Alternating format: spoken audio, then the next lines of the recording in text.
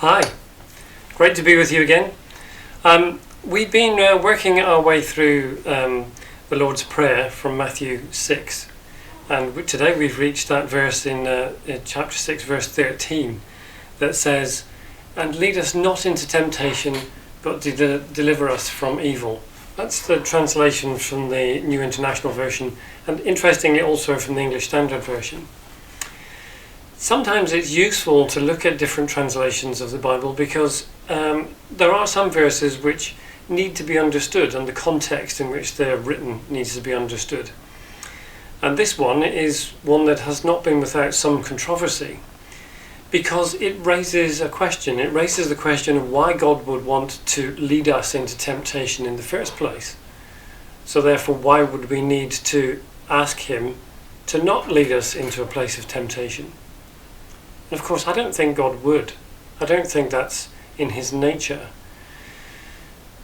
But these lines recognise that our world is full of temptation, so the prayer is a request to God that He would lead us away from it, that He would signpost it, that He would keep us attentive to the things that are going on around us. It's a prayer for our protection. You know, I remember when my children were little and we would take them to the park to play on the swings or the slides or the climbing frames, or when they were learning to ride a bike. They wanted to know always that I was there to catch them if they slipped or lost their balance. And this is the same kind of thing. It's asking God to help ensure that we don't slip in a world that is full of things that you can slip on. Very often we will know where our weaknesses are if we're honest with ourselves. Our children know that it takes time for balance to develop. And even as adults, we know that there are places where our development is not quite complete. So think about the way that we use our money, who we devote our affection to, the way that we behave towards other people, our sexual activity. Even the things that we eat are all examples of the places where we experience temptation. So just to complete the point that I was making at the start of this, if we look at other translations, the Message translation says, "Keep us safe from ourselves and the devil." I quite like that because it makes the point that this isn't all about us. Some of it is, but some of it's about temptation coming from other places. The Passion translation, which is probably one of the newer translations around, says, "Rescue us every time we face tribulation and set us free from evil."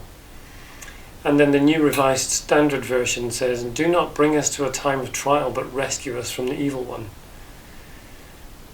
It just makes the point, doesn't it, that temptation is not from God, but it is from the things that are going on around us. And it is also keeping us safe from ourselves. You can read more about the way that Jesus handled temptation himself in Matthew chapter 4, the first 11 verses. But for now, let's just pray. So, Lord Jesus, I pray that you would keep us safe from temptation. I pray, Lord, that you would steer us away from those things where we have weaknesses. Protect us, Lord, from the attacks of the evil one. Keep us safe. Strengthen us to stand against those temptations as you were strong when you were tempted in the wilderness. I ask, Lord, that you'd fill us with your Spirit, that you'd strengthen us by the power of heaven, and that you'd guard us against all of those things that are not good for us. So we invite you to come today and fill us once more with your presence. We ask in Jesus' name. Amen. Have a great day.